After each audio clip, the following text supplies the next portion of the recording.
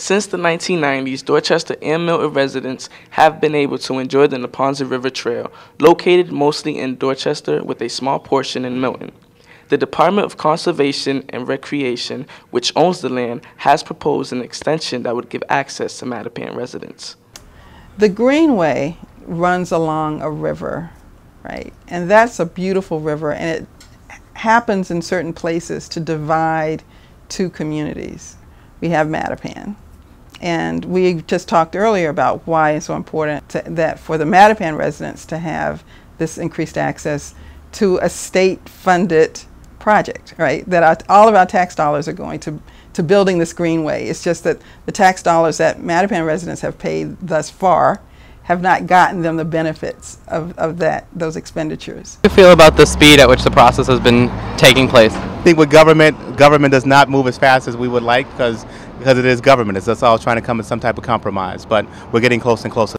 Recently, the Mattapan Food and Fitness Coalition and the Boston Natural Areas Network organized a walk to both educate residents and garner support for the project. The Greenway would be a wonderful way to promote physical activity in Mattapan. You may know that Mattapan residents have a lot of health problems. We have the highest rate of obesity in the city of Boston. A lot of our residents have diabetes and hypertension and other health problems that actually one can improve by being more active. Walking today just is still symbolic of the fact that when we look to see if there's something that we want to do, when we heard that the community said, hey, there's no way you can say no to this, I stood up and said, absolutely, I'm in agreement.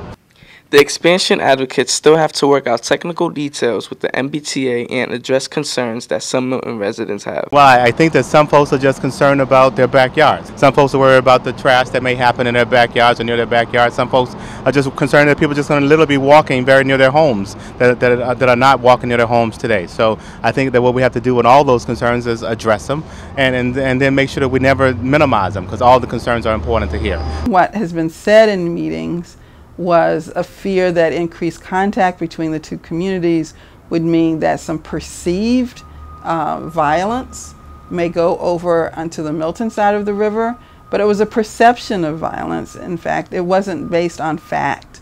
The communities along both sides of this river, from my point of view, are very similar, with really similar lifestyles, goals, and objectives, and hopes and dreams. How do you think these concerns could be addressed? Well, I think that we can do it, some of it with just trees. So when you think about this is going to be a greenway, if folks are concerned with the fact that folks are very close, you can do it some of the boundaries with natural boundaries. We can put up trees, we can put up all types of just different designs and things of that nature along the way. I think it can be easily addressed. When neighbors hear neighbors say things that are either inaccurate or unfair about other people, whether they're people who live on the other side of the river or even people who live in their own town, then, you know, those people of goodwill need to sort of step up and say it's not right to degrade people, to say things like we heard in some meetings, but we have children on our Milton side of the river and we need to protect them, as though the children on the Mattapan side of the river aren't equally valuable. We have to care about all children and all residents. And that's the message we're trying to put forward and saying the project needs to be completed and it needs to be supported by all.